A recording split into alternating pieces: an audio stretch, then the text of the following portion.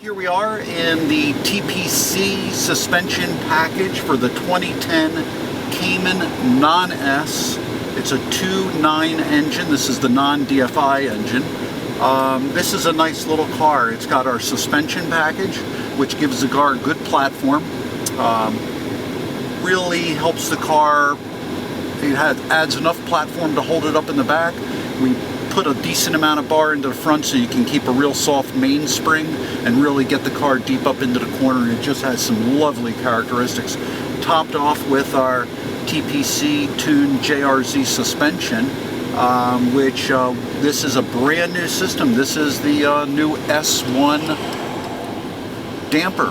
This is a single way damper, but it is the same as a remote reservoir because it's got the gas charge area inside the actual piston body itself.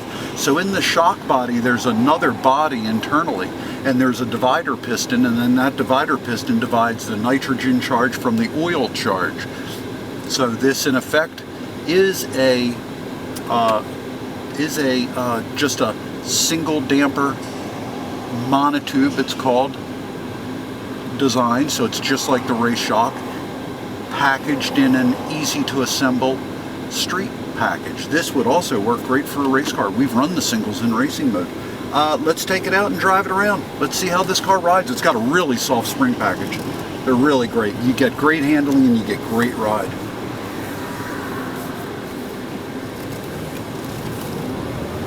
I love these PDKs. They're great. Smooth. Sweet. They seem to always be in the right gear. What really is the reason that the JRZ really works well is that the piston rod is very large and it displaces a lot of oil. So consequently, what happens with that much displacement of the piston rod, the piston, when it has any movement whatsoever, displaces a lot of oil, so the valve action is very quick. So it's quick to react. So you can make the damper very soft, but it really controls the chassis. And when you have cheaper dampers and they have small piston rods, it takes a lot of movement to start to move the shim stack. That's actually what happens. That's just a normal characteristic of the JRZ shock. It really is. They've been just, you know, amazing at using a large piston rod for years. That's the one reason we've been so successful in racing. How long have you been racing on JRZs? Oh gosh, I've been racing on JRZ since '95. I've been pro racing on JRZ since '99. And I got to tell you, one of the reasons we had such a great car at this last race, at the last ALMS weekend, which was Lime Rock last weekend, I think it was, or weekend before, we had an incredible car. One of the reasons was that we not only found what it took in the chassis, but in the uphill hairpin section, it was real bumpy and you go over a lot of transition. We could just go flat. As soon as we turned the car in, just stayed flat on the gas all the way to West Bend.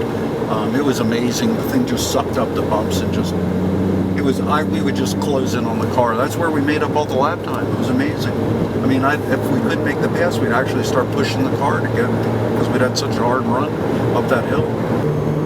Now, why would you opt to spend a bit more for a shock and damper package like the JRZ RS1 rather than what we've been selling for a while, which is a Bilstein shock that we modify?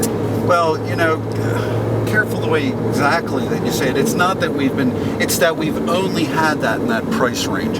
We really have been using the JRZ two-way shock, which is a lot more money than this shock. And it's not that it's more value for the money, you know, the two-way, it's just that it's different. We've always had the need to come out with this single-way shock, and this really fills that entire part of the price brand. This is just a fabulous ride and a fabulous shock, and you'll never get this out of the inexpensive sealed shocks. You'll never get this type of performance level. You'll never get, and the ride is amazing. And one of the reasons also is, Casey, this doesn't have all of the spherical rod ends in the car, you know, the upper plates, where this system is completely done with all of the factory rubber and all of the factory upper dampers intact. which really does make a difference. It's the reason the manufacturers build it like this. Look at this. I mean, no creaks, no rattles, rides nice.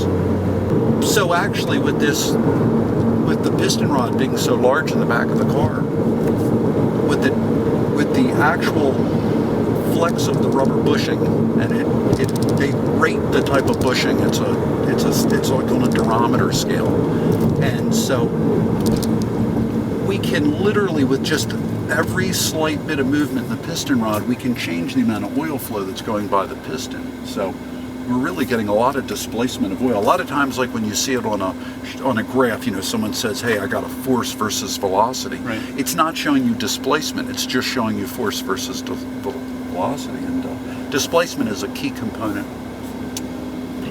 And we sometime will show you on the shop dyno. Little 2.9s run. This is a bumpy road. That's amazing. Yep. For a car that works as well as this does, to ride like this, listen, no clunking and It's rattling. way more comfortable than your GT3 is. Way more comfortable than the GT3. What a great package. Yeah, it feels really good.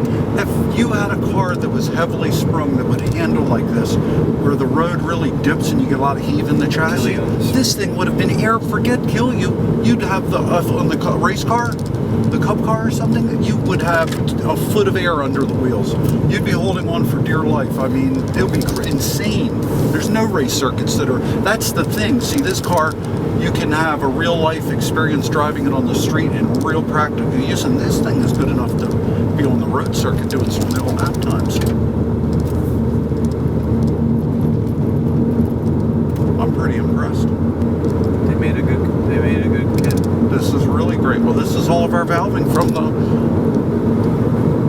I mean, it's spot on. And you'd be amazed. I want everybody to realize this car handles this well and it rides still this well, yet the spring rates are almost double of the factory spring. That's how well this damper is working. This is not a 200-pound spring on this car. This is almost double the rate. Actually, it's a little more than. This is almost 55-60% more spring than the factory. That's flipping something.